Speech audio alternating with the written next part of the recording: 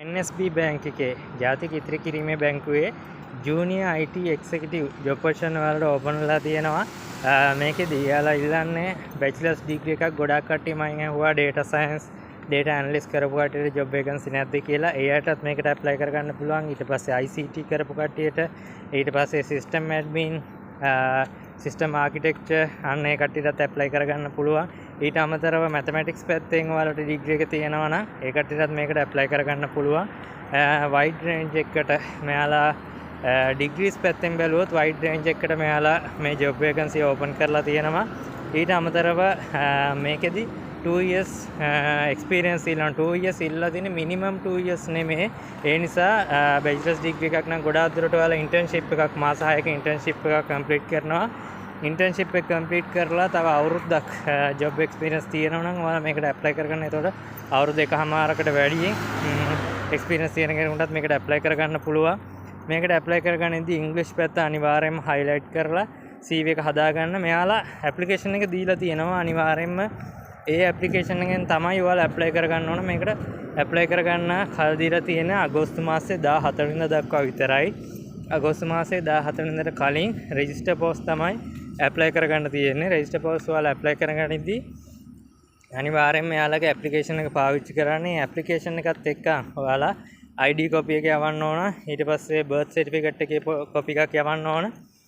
ඊට පස්සේ service letter එකක්. ඒ කියන්නේ ඔයාලට job experience තියෙනවා නම් ඒ service letter වගේම certify කරපු photocopies යවන්න ඕන. ඔයාලගේ qualification ඕන, degree qualification, ඊට පස්සේ education qualification තව මොනවා හරි තියෙනවා නම් අන්නේ දේවල් copies වල යවන්න ඕන. මේ යවන copies එක්කන් අනිවාර්යයෙන්ම හොඳ professional CV එකක් attach කරලා යවන්න. CV එකේ ඔයාලගේ English පැත්ත අනිවාර්යයෙන්ම highlight කරගන්න. English පැත්ත highlight කරගනිද්දී CV එකේ ගොඩාක් දුරට short list වෙන්න තියෙන ප්‍රවණතාවය වැඩි. මොකද bank field එකේ හින්දා communication skill පැත්ත ඊට අමතරව ඔයාලගේ මම අර කියපු degree qualification පැත්තෙන් IT පැත්ත highlight කරලා CV එක හදාගෙන අනිවාර්යයෙන්ම ගිහිල්ලා apply කරගන්න. මේකට apply කරගන්න application link එක වගේම මේ job detail sheet එක මම වෙනම link දෙකකින් දානවා. මේක description එකේ වගේම comment section එකේ.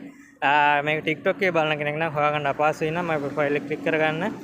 profile එකෙන් my bio link එක click කරගන්න. bio link එකෙන් ඔයාලව directම connect කරලා තියෙන්නේ මගේ esearchjobs.lk කියන site එකට.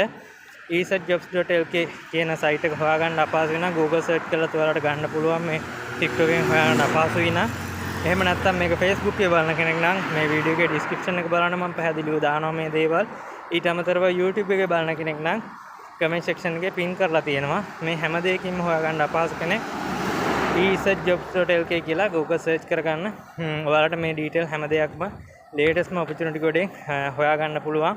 ඊට අමතරව ගොඩාක් කට්ටිය application මම මේ ඒ කියන්නේ job detail දාද්දි application එක හොයාගන්න අපහසුයි නම් මම මේ වගේ දැන් මේ NSB බැංක් එකේ යාලා application එක දීලා තියෙනවා.